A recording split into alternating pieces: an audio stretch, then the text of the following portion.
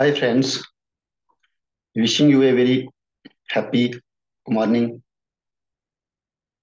Namaskar, adab to everyone. Friends, today once again I am in front of you with another lecture in the series of English language and literature. Friends, our today's topic is Anglo-Norman period in English literature with its part 1.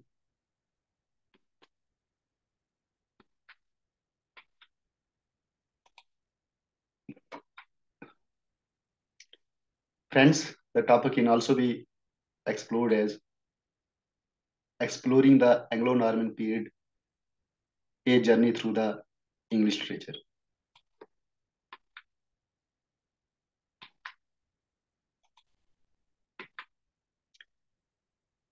Friends, I once again welcome you, all the esteemed audience, to our exploration of the Anglo-Norman period in English literature.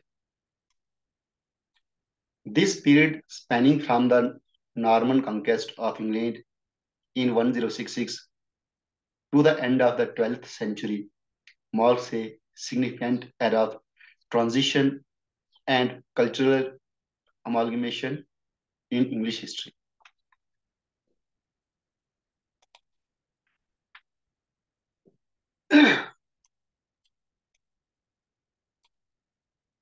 Today, we will delve into the literary landscape of this fascinating time, examining the influences, key works, and notable figures of that shaped English literature during the Anglo-Norman period. Friends, now let us understand the Anglo-Norman literature period through the following subheadings. Number 1, historical context. Friends, the Norman conquest, which took place in 1066, William the Conqueror of Normandy defeated King Harold II of England at the Battle of Hastings, forever altering the course of English history. The Norman rule. Following the conquest, Norman rulers brought their language, culture, and literary traditions to England, merging them with the exciting Anglo-Saxon heritage. Friends, in the cultural synthesis, the blending of Norman French and Old English laid the foundation for Middle English literature, enriching it with new vocabulary, literary forms, and themes. Moving next to the second part, friends, which deal with the literary influences. We have, first of all, French epic poetry. The Anglo-Norman period saw the introduction of French epic poems like Chasson de Roland and Roman de Brant.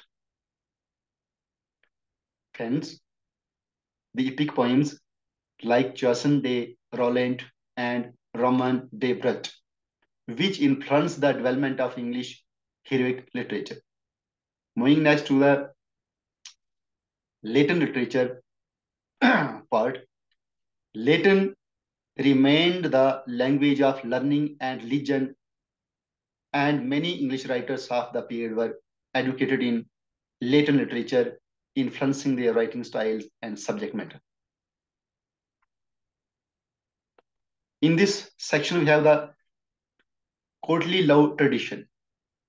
The concept of courtly love popularized in French literature and found its way into English poetry, influencing themes of romantic longing, chivalry, and devotion.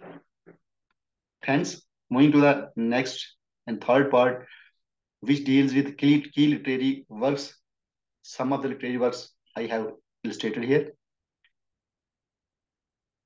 At the serial number, the Song of the Roland. The Song of Roland, or which we also call La Chanson de Roland in little language. And, and it is an epic poem recounting the heroic deeds of Charles Magon's Knight Roland.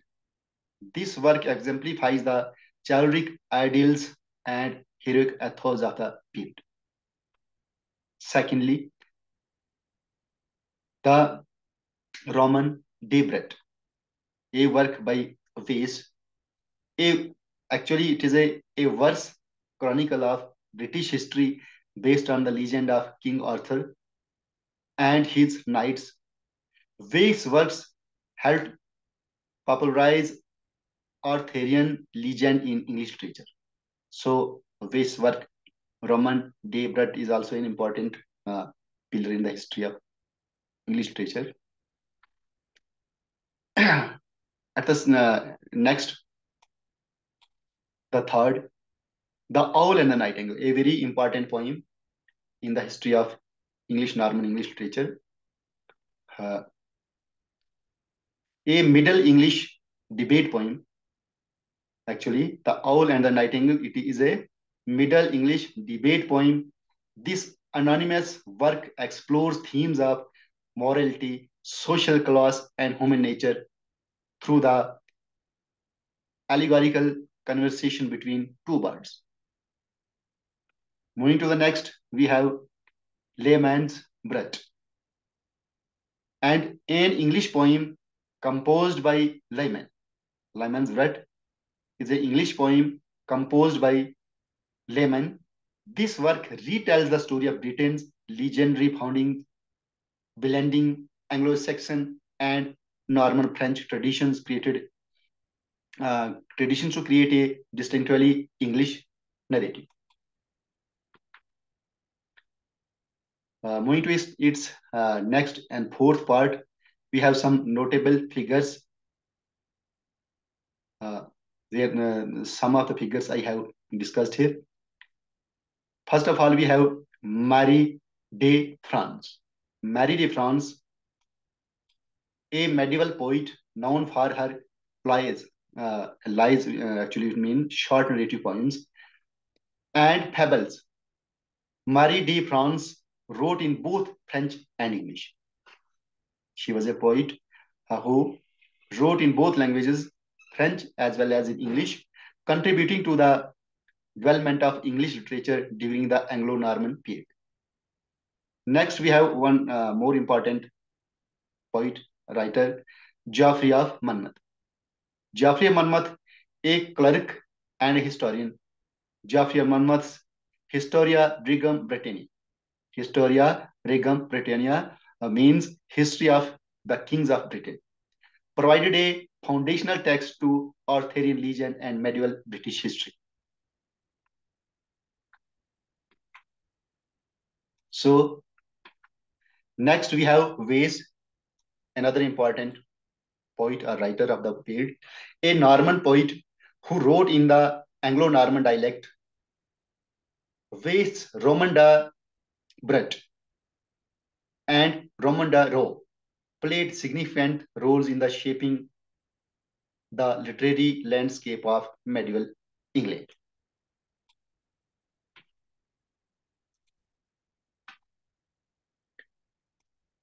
So, friends, in its conclusion, to conclude this a small part of